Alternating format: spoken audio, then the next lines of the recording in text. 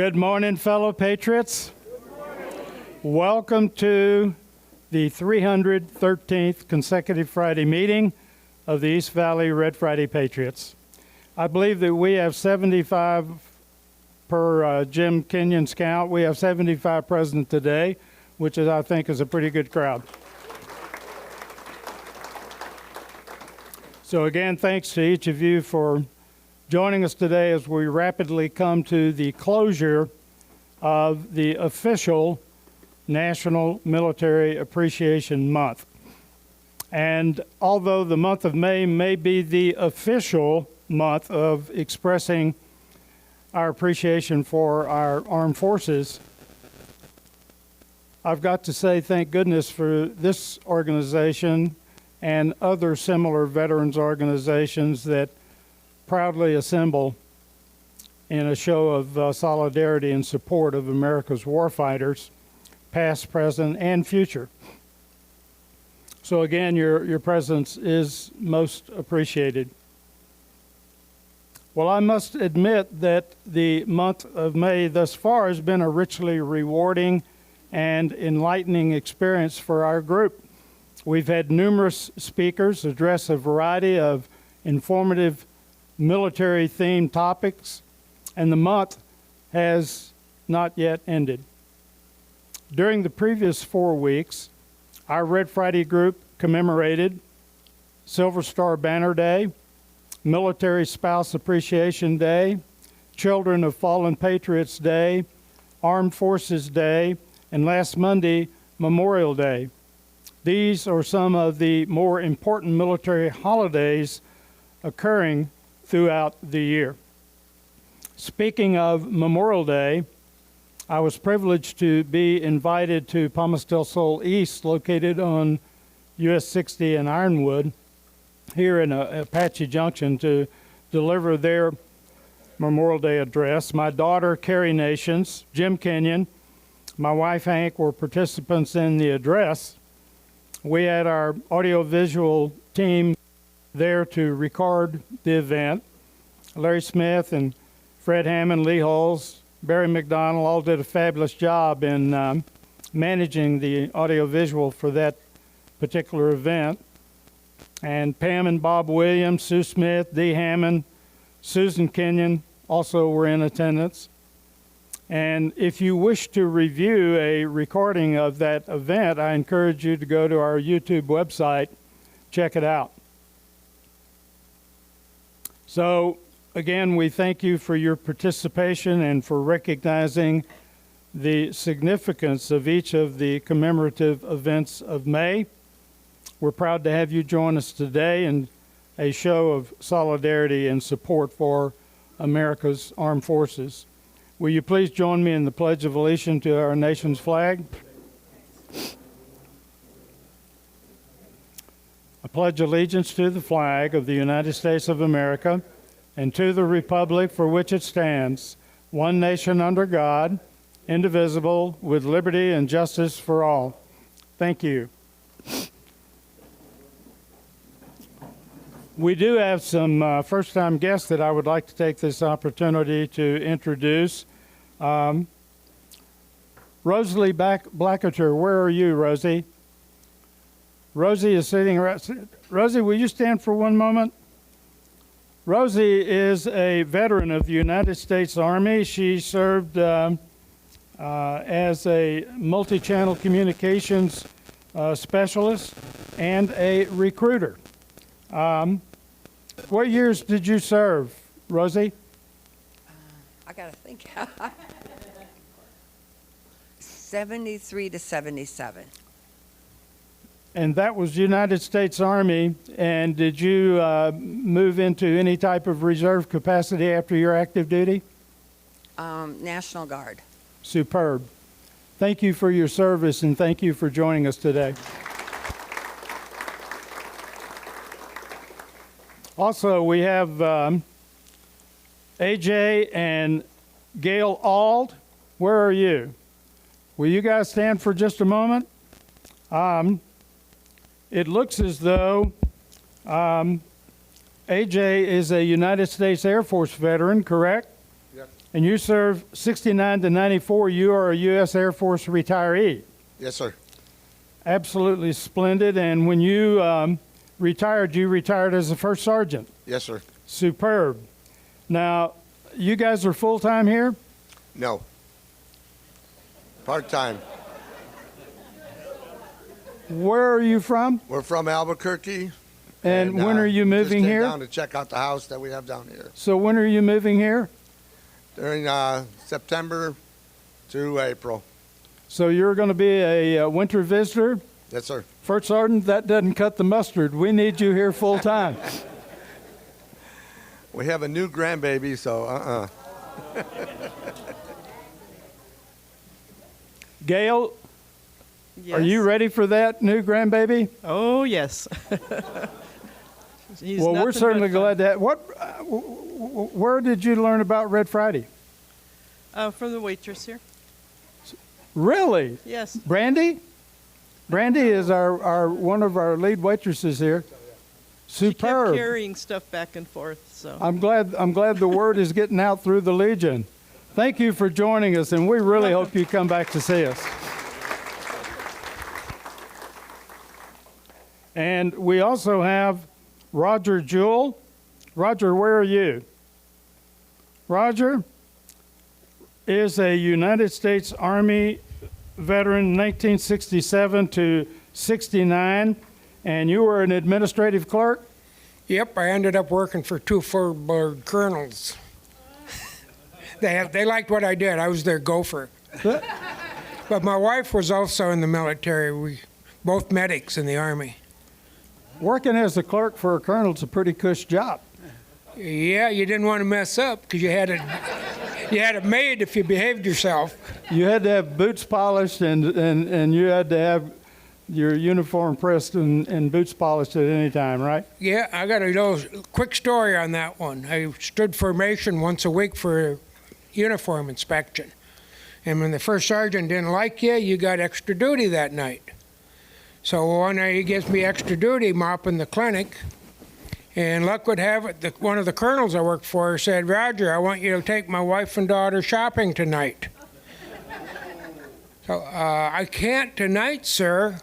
"What the hell do you mean you can't?" And so I said, "Well, the sergeant put me on extra duty." "What did you do?" He said, "My hair's too long, sir." "Well, turn around." I rotated, and he said, "You get that guy up here right now." I didn't do extra duty no more. Thank you for joining us, Roger. Appreciate you. If you hang around here, I'll guarantee you're going to have some extra duty. Also, I want to introduce the daughter of our guest speakers today, and that's Arlen Newman. Arlen, will you please stand? Arlen is wearing a P.A.W.S. shirt today, as are her parents, but I'll be introducing them here shortly. We are really glad to have you with us today. So you are a United States Army veteran? No. Your father is a United States Yes. Army veteran? Yes, sir. So when are you going to raise your right hand?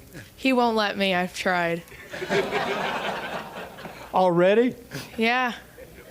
Well, we do appreciate very much so you joining us today, and you. I'm looking forward to your presentation here. Thank you. Thank you. May I have a hoo-ah for these first-time guests? Thank you, thank you. You know, last week, I spoke with my old East Texas high school redneck running buddy, Gus.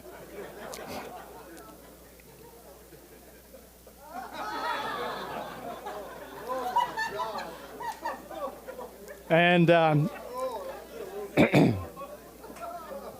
Gus was telling me about three of our former classmates who had married ladies from different regions of the grand state of Texas.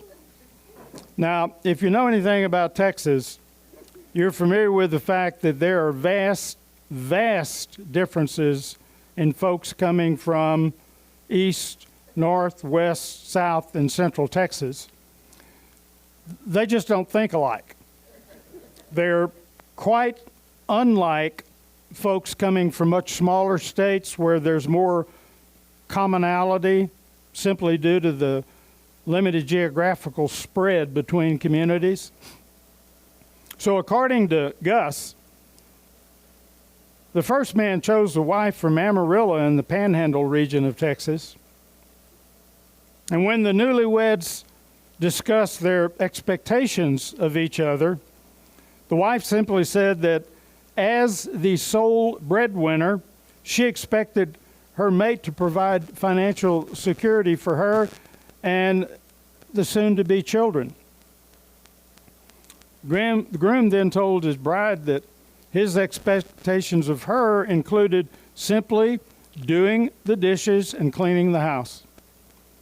And after only a couple of days, he returned home on the third day to find the house spotless. The dishes were neatly put away. Now, the second married man married a lady from El Paso, Texas, in the mountainous Big Bend region of the state. And when these newlyweds discussed their expectations of each other, the wife simply said that as the sole breadwinner, she expected her mate to provide financial security for her and their soon-to-be children. The groom then told his bride that his expectations of her was to handle all of the house cleaning, dishwashing, and cooking. Now, on the first day, he saw no change, but the second day, some improvements were noticeable, and by the third day, he was pleased to find the house clean, the dishes washed, and a large meal waiting for him when he returned from work. Now, the third man took a bride from his hometown deep in the piney woods of East Texas. And when these redneck newlyweds discussed their expectations of each other, the wife simply said that as the sole breadwinner, she expected her mate to provide financial security for her and their soon-to-be children.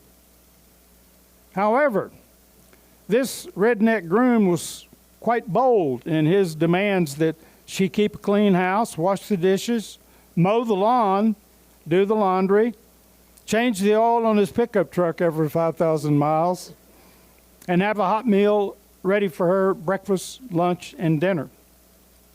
Now, that third man reported on the first day nothing changed.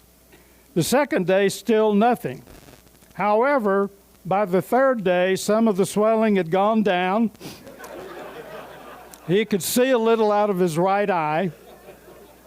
His arm had healed enough to make himself a sandwich and load the dishwasher. And he's still having some problem peeing. Folks, you just don't mess with those ladies from East Texas.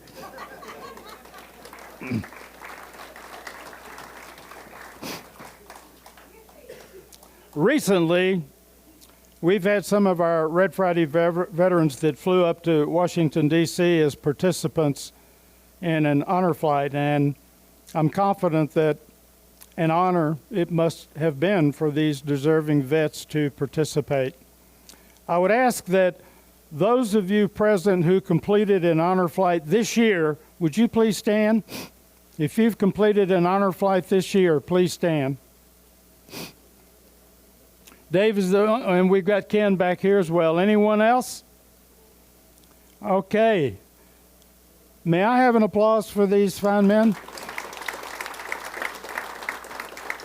You may be seated. And if we have present any guardians that accompanied these veterans on an honor flight, please stand. Any guardians? May I have a hoo-ah for these guardians? Now, I'm confident that all of you who have participated in this special event probably took a lot of photos, primarily to kind of reflect back on occasion and maybe share with family and friends. Well, earlier this month, Dave Helfer our Red Friday patriarch, the man who is responsible for launching our Red Friday program, was accompanied by his guardian, Richard Bartlow, on Honor Flight Arizona. Now, Dave had one hell of a send-off with many friends and acquaintances, including members of this Red Friday group that were there to greet him and snack on freshly baked donuts and hot coffee prior to an arranged limousine pulling up to drive Dave and Richard to the airport. All of this came as a total surprise to Dave. I think that Larry Smith, who volunteered to put this together, deserves a big hoo-ah for all of his efforts. Hoo-ah. Thank you, thank you. Now, for those of you that have yet to submit an application for an honor flight, I really encourage you to do so and take advantage of this unique and well-deserved experience. I'm pleased to introduce our guest speakers for today's program, Jana and Ryan Newman of Gold Canyon, who are proprietors of Pups and Warriors Side by Side, acronym P.A.W.S.S.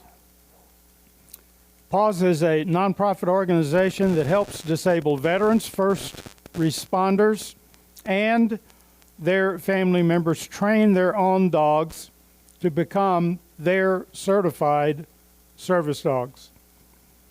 Jana earned a master's degree in curriculum and instruction and has been an elementary educator for 24 years. Her experience in education plays a vital part in the P.A.W.S. Service Dog Training Program with headquarters in Tempe. As the co-founder of P.A.W.S., she serves as a lead trainer and instructional specialist for the P.A.W.S. program. She is a certified dog trainer through Animal Behavior College and has been training service dogs for 6 years. Ryan is a United States Army veteran who served 2 heavy combat tours in Iraq from 2003 to 2004, second tour 2005 to 2006.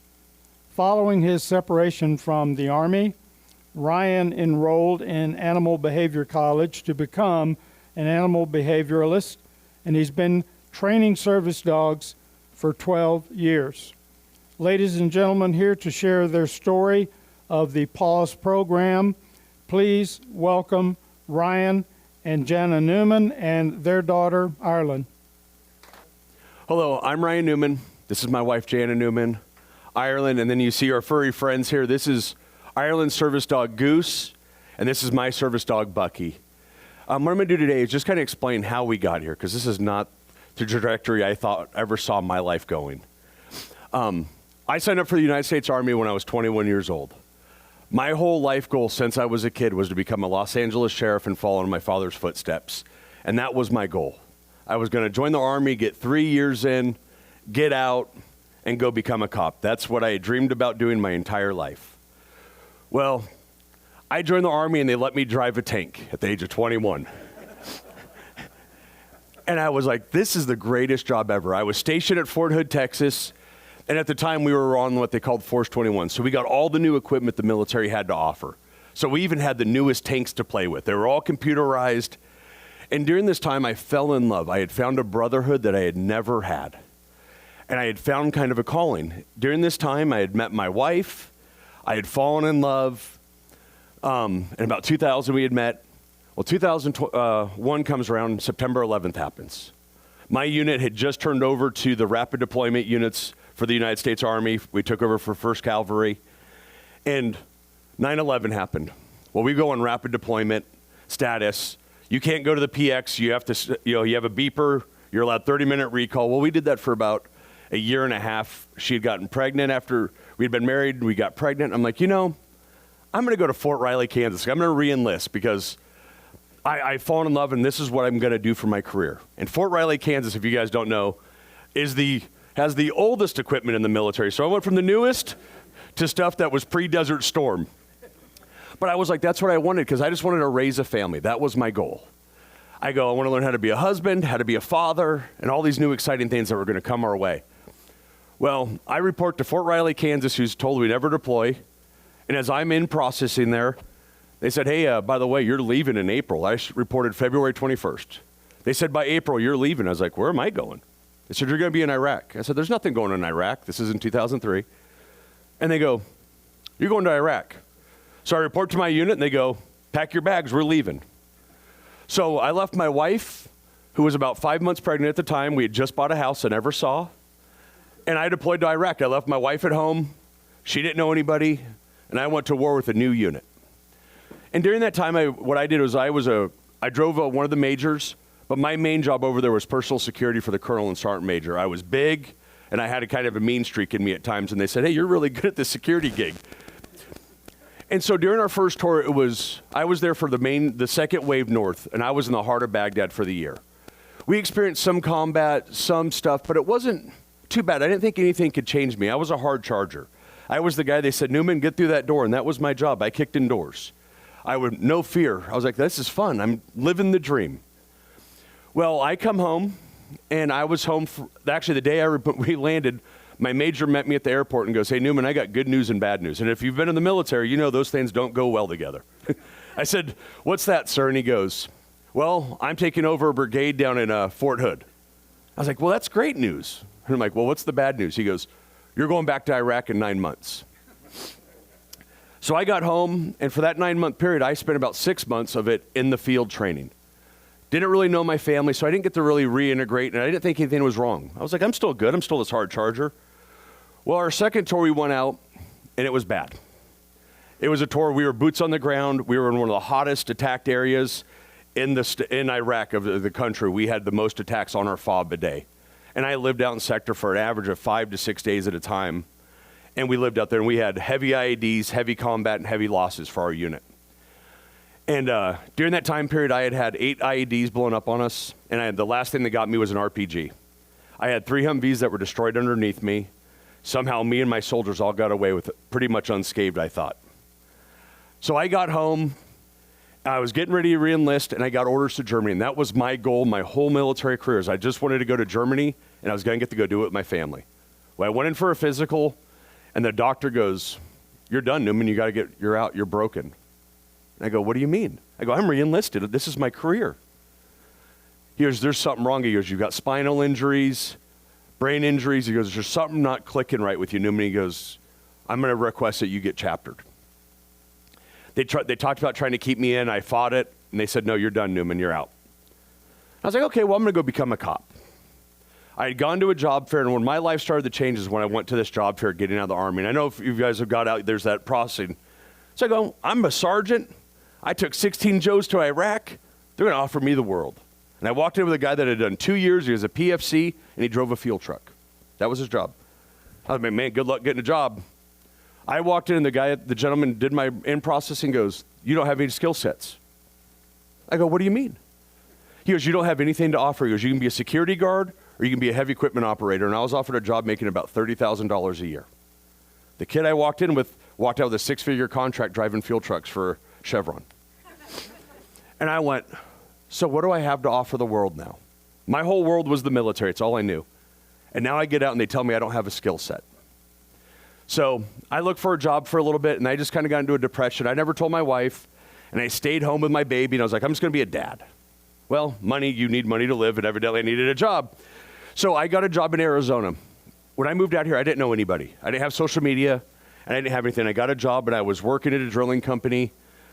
And for about 6 years, I was working, and as I started to work, my world started to get smaller and smaller and smaller, to the point that I couldn't go to a grocery store without waking up my daughter at 1 a.m. to go get groceries because I was terrified to go in the stores. And I'm a guy that I've kicked over 400 doors. I was the entry guy on 400 doors. But I couldn't walk into a store to get my daughter Pampers because I was too scared of the people inside. It didn't make sense to me. During this process, I started pushing everything away. My family, I was doing the meds they told me to do. I was going to the psychologist, but nothing was clicking. During this time period, we start losing our house, our cars. The recession hit. It hit us really bad. And I got insurance for the family. And I was driving home one day, and I was just having one of those days that I couldn't get out of my own way. And I go, you know, my wife would be better if she had a different husband. And I said, my kids would be better if they had a different dad. Somebody that's not so screwed up that doesn't just yell at them every day, because I don't know what's wrong with me. So I was driving past here. Actually, I was passing Meridian. I took my seatbelt off and tried to go into incoming traffic. I was trying to get hit by the semi-truck coming my way to kill myself that day. But that day is my alive day. That's the day that I took control of Ryan again, because that's not what we do. I'm a fighter. And I found that fight in myself that day because I could have given up very easily. And I go, my babies need me and my wife needs me. I don't know which way's up, and I don't know how to get there. And the only thing I ever knew was dogs were always my friend. I always looked, even in Iraq, I had a pack of wild dogs that I fed that protected us. They pulled security. And dogs always protected me. So I had reached out to organizations that train service dogs. The cheapest I found was $20,000 to buy a dog that did one service task. Up to $40,000. I said, there's no way I'm losing my house. I was going to go home and tell my wife, I bought a dog, but I'm not making a house payment this month. It's not going to happen very well. So thank God I had a great mental health doctor at the VA. She had worked exclusively with Vietnam veterans that were combat. And I said, Dr. Gonzalez, I need help. And I said, I'm done with the pills. I'm a zombie. I want to feel who I am again. I don't feel who I am. I'm lost. And she said, there's an organization that will help you train your own service dog for free. And she said, I can help get you in there, but you have to make me a deal. You've got to go inpatient to a mental health clinic for 30 days. She retired me that day, said I was no longer allowed to work. And I go, well, I'm 33 years old. And I asked the VA, what do you want me to do at 33? They said, go be happy. I said, I've been struggling with this for 6 years. I don't know what makes me happy. Nothing does. Everything I did, I failed at. I failed at being a dad. I failed at being a husband. I failed at working. And nothing, I was just a failure. And I go, I don't know how to make myself happy. She goes, go learn about PTSD and your disease, what you have. So I did. I said, okay, I'll make you the deal. If you can get me a dog and save my life and my family, I'll do what you said, ma'am. So I went inpatient for 30 days, and during that time period, I found out I had traumatic brain injuries. So I had severe brain injuries, which was causing my PTSD to flare up. I had a stutter when I came home. I had to do almost a year of mental health or rehab of my brain to learn to speak again properly. I got out of the mental health clinic, and I started training my own service dog. And for 6 weeks, I hid in the corner, and I cried. Literally, I'd cry every time I had to go in the room, but I said, I'm going to do it. And I'd walk in the door, and there was days that I'd go in there and not do much, but there was days that I worked with my dog. And I found out my dog didn't care. I would talk to my dog, I would cry, and Khaleesi loved me unconditionally. And I hadn't had that forever, I felt. During the process, I started becoming the guy that's going, hey, I'll volunteer. Can I get up and show what my dog learned today? Because every day my dog learned something new. I wanted to share it with people because I was teaching my dog to do these things. And it was exciting. So during the process, I started working with all these other veterans, and they were in class, and I go, how do I help give back? I'm told that I'm supposed to find something that makes me happy, and the only thing I have found that's made me happy is this dog. And I want to share a dog with other people. So I'd asked the group I was at, and they said, we'd love to have you on board. You got to go back to college and get your animal behavior certificate. And I said, I'll do it. I said, I'll do anything I can. I just want to be able to give back to the community. Because I know where I was, and I know how much better I was getting. And during this time period, I'd gone from 20 pills a day, and I got down to now I'm on 0. I've got off all my mental health pills, off all the medications for my pain. I use my dog for it. And I wanted to share that with somebody. And so I started training. I became like a lead trainer there. They brought my wife on board because she's my caregiver, so she has to be with me. She came on board and started training. My daughters trained with me. They would come to class. Well, in 2018, our oldest daughter, Bren, who some of you have seen, got diagnosed with a severe case of lupus. She died in my arms twice on the way to the hospital. She went from going into high school, she had brain damage and had to go back to 4th grade and start over and learn to walk. She had to learn to talk again. And she was a kind of a situation that I was in about 6 years prior. And so during this process, we're watching our 14-year-old daughter go through chemotherapy, talking about dialysis, kidney transplants. And I go to the group I was training at, and I said, and I had been a volunteer. I was never paid. I was always a volunteer. I said, I need to help my daughter. And I said, I need her to train a service dog that can help her get through the rest of her life. And they looked at me and they said, Ryan, I'm sorry. She's not a veteran. I can't help her. And I said, what? I said, I've been giving you guys 6 years of my life to help other people. I can't help my daughter. And they said, it's the way our bylaws are written. I'm sorry. my life was like, okay, I'm going to step back. I'm not going to train dogs anymore. I'm going to go take care of my baby because that's what she needs. Well, COVID happened. I hadn't been trained for about 2 years, and I was missing part of my life. I started going back into the same things. I started taking medications, started self-medicating. I started going down a nasty rabbit hole that I saw where it was going to go. And Jana goes, Ryan, let's start training dogs on our own. And I go, I drove a tank for a living, and you're a school teacher. We know nothing about business. I go, I can train dogs, but business is a different thing. Well, she goes, we can do it. And that's when we started P.A.W.S. The reason we started P.A.W.S. was for the family members exclusively. I said, if we're going to train for veterans, we have to help the family members because there's as much help as it is to help me. If my family's not healthy, I can't be healthy. We've got to fix the family unit. And my father was a first responder for 25 years as an LA sheriff. And I said, those people have no help. I need to help them as well. And I go, how do we do it? We said, we make our own program. And that's where P.A.W.S. comes from. So Pups and Warriors side by side. We train service dogs for veterans, first responders, and their qualified family members at absolutely no cost to them. The gear's free. If you need a dog, I get a dog donated to you. This year alone, we've had 38 dogs donated to the P.A.W.S. Service Dog Organization. And these aren't just dogs. These are dogs that were bred to be service dogs. So they are anywhere from $2,500 to $4,500 a piece just for the dog. And these groups locally are donating their dogs to help save a life.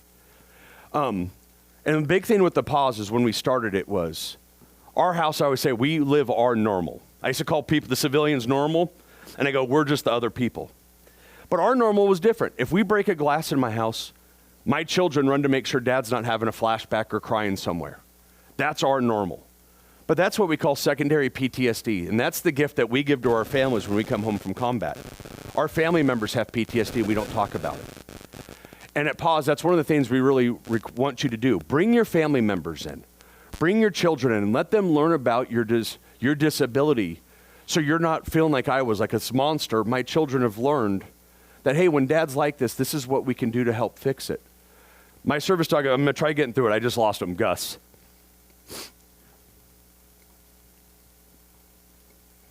Yep. Okay, I can do it. Gus was the gift of life for me. He was donated to me. He was $3,500. I could never have bought that dog. He was given to me as a gift of life. And I sat outside one day, and me and Gus, I was having a really bad day. It was one of the days that I didn't want to live anymore. I had those days quite a bit for a while. Sat out back with Gus. I said, Gus, you are a gift of life that I don't deserve. And I said, I'm going to give you everything I have. Sorry. I said, I'm going to give you everything I have because you're going to give me your life. You're going to give me your life, and I know what you're going to do. And I sat outside like a crazy person and talked to my dog about our job. And Gus got me every day. I said, Gus, every day I am going to leave my house because that's what I couldn't do. Couldn't leave my house. I said, Gus, you and I are going to leave our house every day because that's what you're here for. So on a good day, Gus and I would go to the Bashes, and I would buy groceries for the family, and Gus and I would go home and cook a meal for the family because I could give something back. And if I was having those bad days, Gus and I went to the McDonald's on Kings Ranch Road, and we bought ice cream, and we ate ice cream in the parking lot. But I left my house. And then what I started to find out was I was leaving my house twice a day and 3 times a day because I had what I had lost in the military. As you guys all know, I lost my battle buddies. The guy to the left and right of me every day that I knew where they were going to be when something bad happened or we got hit with a rocket. I knew exactly where everybody was. I didn't have it anymore. But I had my best friend, Gus, and he was my battle buddy. Steadfast, he laid by me. I would have flashbacks. He would come up and kiss me and bring me out of flashbacks. I had nightmares. He would wake me up gently and kiss me. PTSD, when I'd have an outbreak, he would lay on my chest and do compression therapy and help me get through the day. The best thing he ever did for me was he gave me back my family. When my wife would come home originally, before I had my dog, she would come home and go, what'd you do today? I was like, God, I showered. That's all I could accomplish. And I felt like a failure.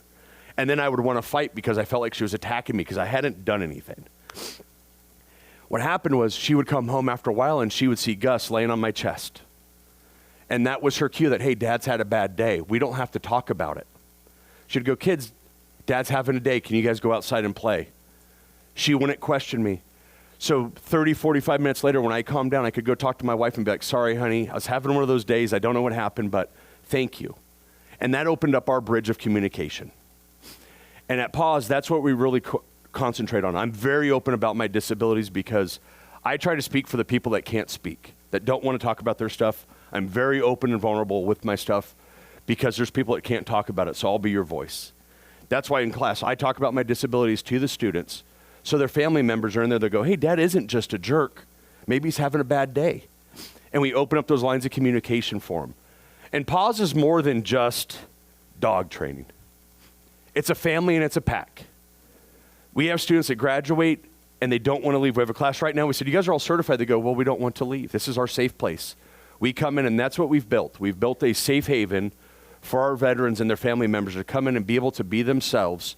If you want to come in and cry and have whatever you need to do, you do your thing and we'll come over and take care of you. That's what we do here. Your dog will walk you through the process, but we're here to hold your hand the whole way. Our motto is it's a hand to help, but it's a pause to save. These dogs are life-saving tools.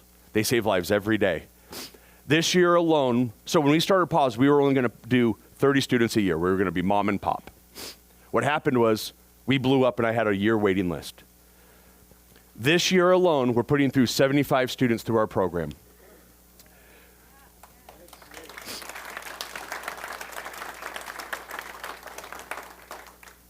We're saving the community, the veteran community, over $2 million worth of service dogs alone this year is what's coming through the P.A.W.S. service dog program. Since we started, we've saved $5.8 million in dogs trained through our program. And this is our little mom and pop shop that just wanted to be able to give back to our community. For me, I wanted to be able to give back to my brothers and sisters that have sacrificed, that haven't been able to get the help they need. We want to be an outlet and a facility for that.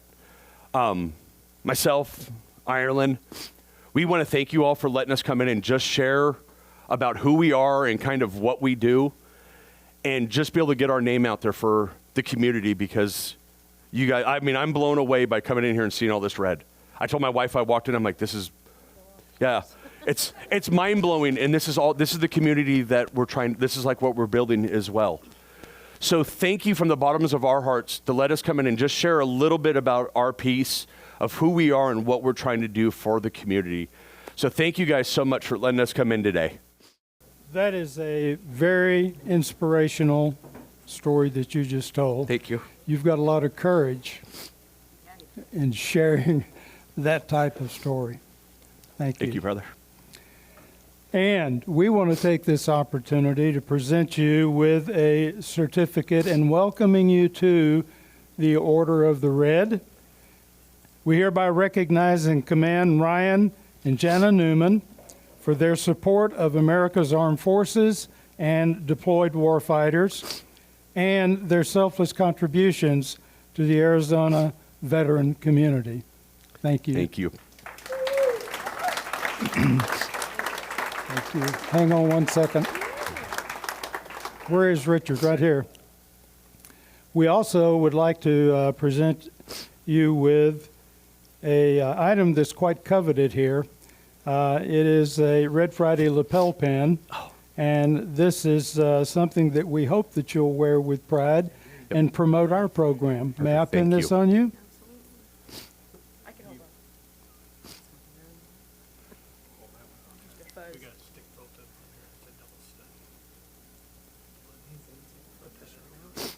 No, I'm good. Yep. Surprised you didn't let me get poked.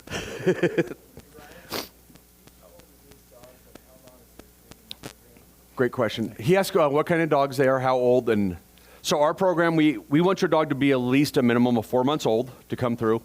I've trained dogs up to 10 years old. Goose is 3, and this is Bucky, and Bucky's 1. They're related, so Goose is his uncle.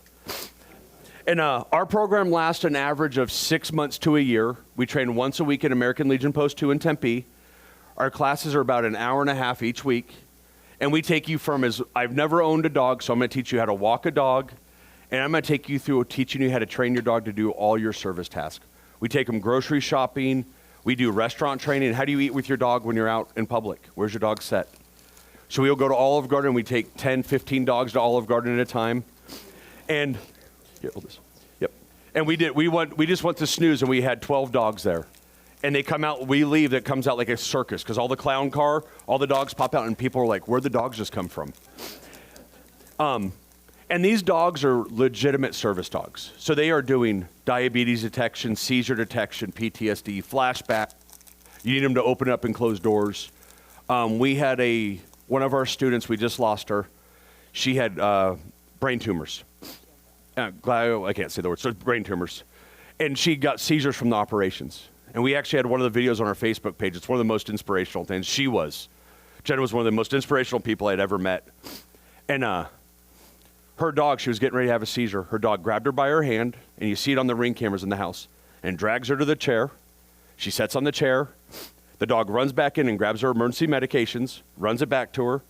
And then the next video is her husband was a cop and he worked night shifts. The dog runs across the room, opens up the door, wakes the husband up, and the video's the dog dragging him to his wife that's having a seizure on the ground. So these are legitimate service dogs, and the people that are training their dogs accomplish this. For me, I can do this one. My aha moment was when I went to P.A.W.S.S one day. I park in handicap. I was like 35 years old, and we live in Gold Canyon. I park in handicap, and I walk into the store with my service dog. And a guy runs up to me and goes, hey, hey, hey, hey. And I'm like, oh, God, please don't say anything to me today. And he goes, who trains your dog? It was Gus. And Gus was phenomenal. I go, I train Gus. And he goes, that's the best trained dog I've ever seen, sir. And he walked away. And for me, that was my aha moment in my healing to, I accomplished this. I put all the work in. I put the hundreds of hours of training in, and it's a reflection of what I did. And for me, that was the first accomplishment I had since I had left the military. And that's what got me here today, standing in front of the 75 people telling my story.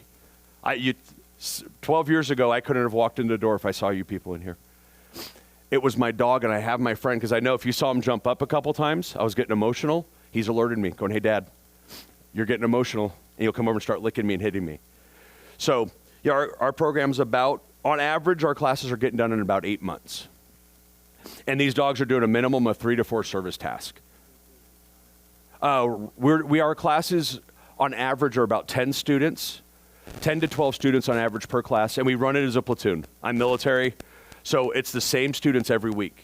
For PTSD and the mental health, that's what I needed, because I needed to see the same faces every time I walked in, because that's how your healing starts, is they all become friends by the time they leave. One of the coolest things you see is when one of our students will break down and cry and have a bad day, the other students go over and take care of them. I had a student have a flashback in class one day. And it was one of the coolest things. It was sad, but it was one of the coolest things for our students and me to see. He was having a flashback. His dog jumped on his lap and was licking his face.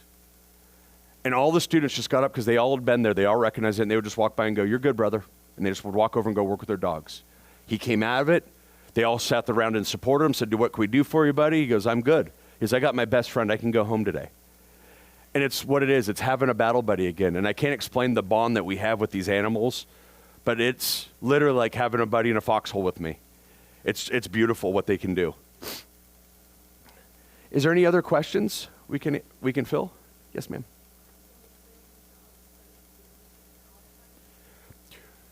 We can help them so they can help like with medication alerting, that if you take a medication at a certain time every day, stuff like that.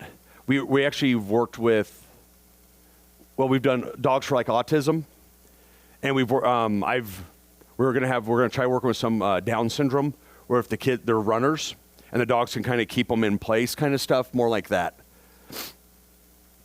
You're welcome. Thank you, Anne. Ireland, may I take this opportunity to pin you as well? And Bucky. Yes. I'm almost tempted to put pins on each one of these. My pin will probably go on Goose. So Ireland is one of my lead trainers. She's 16 years old, and if you see Goose and you see how well behaved he is, she trained that dog herself at 14. Ireland's been training with me since she's 3 years old. Yep. Yep, both of our daughters train with us every week. And this is what we do as a family. We don't go to movie theaters. We don't go to amusement parks. We train dogs and help people. About 11 to 13 years is a lifespan on average for these doodles. They're a pretty healthy breed. These guys are all genetically tested for. They've been DNA tested. They have genetic testing done on them to make sure there's nothing wrong with them physically when they're born. And then they're all temperament tested from like a week or day 1 to week 8 until we get our hands on the dogs.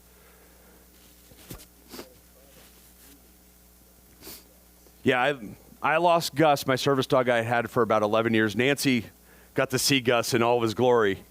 And that was probably the hardest loss I've ever had. Yep, it was like losing a child because he was more than a dog. He kept me alive. There's days that there's stuff. I've sat at home days and I contemplated suicide. And I've sat there, I've had a gun out. And my dog would come over and put his big head on me and look at me and I go, I can't do it to you. And he kept me alive. Like, he was amazing. And he loved me unconditionally. He's the reason, I always say, he taught me to love again. They sent me to war and they taught us to go to war, but they don't teach you to come home. And I was really good at the war part. I wasn't good at coming home. And my dog's the reason I could love again. He showed me unconditional love and that it was okay to trust and love people again. He gave that to me. One hell of a story, to say the least, and a phenomenal service that you're providing to our veteran and first responder communities. Thank you.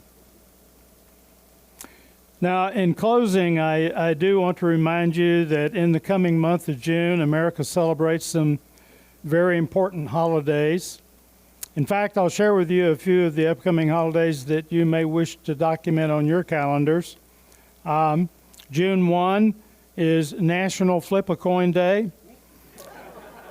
June 2 is National Bubba Day. That's a very special holiday for those of us from East Texas.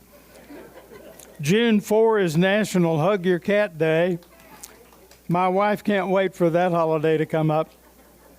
June 5 is National Moonshine Day. That's one of East Texas' most revered holidays.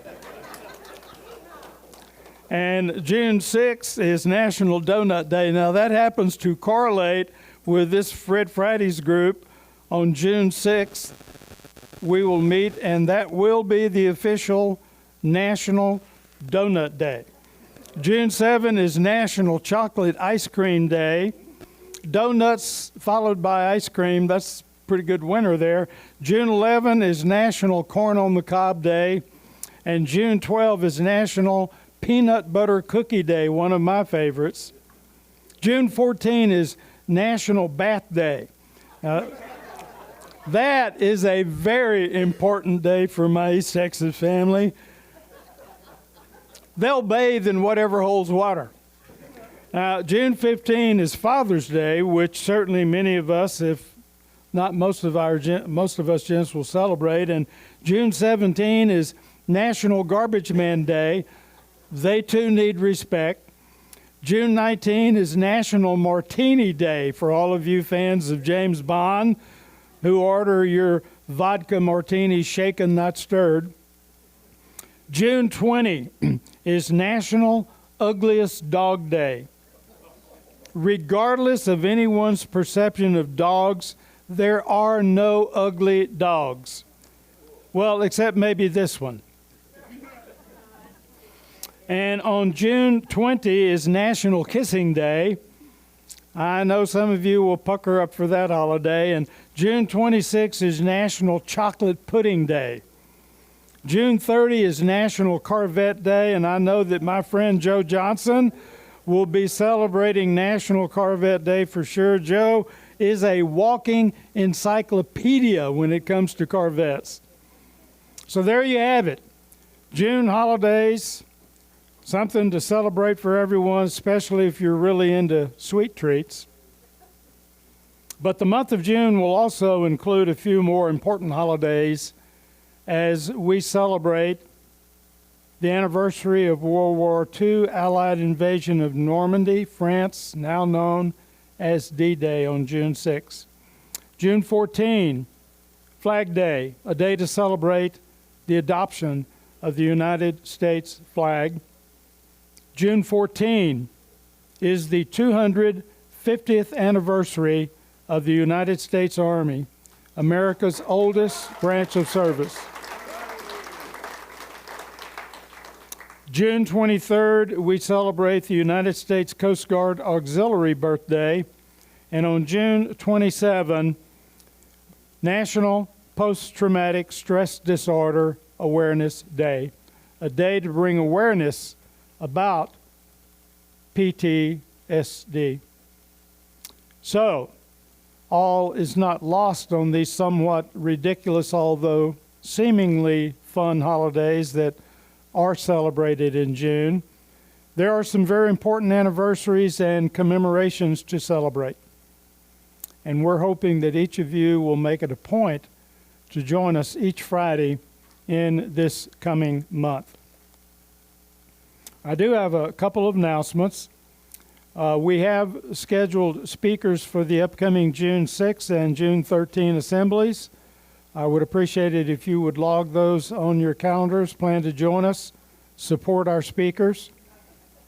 Also, I have a bag full of hearing aid batteries.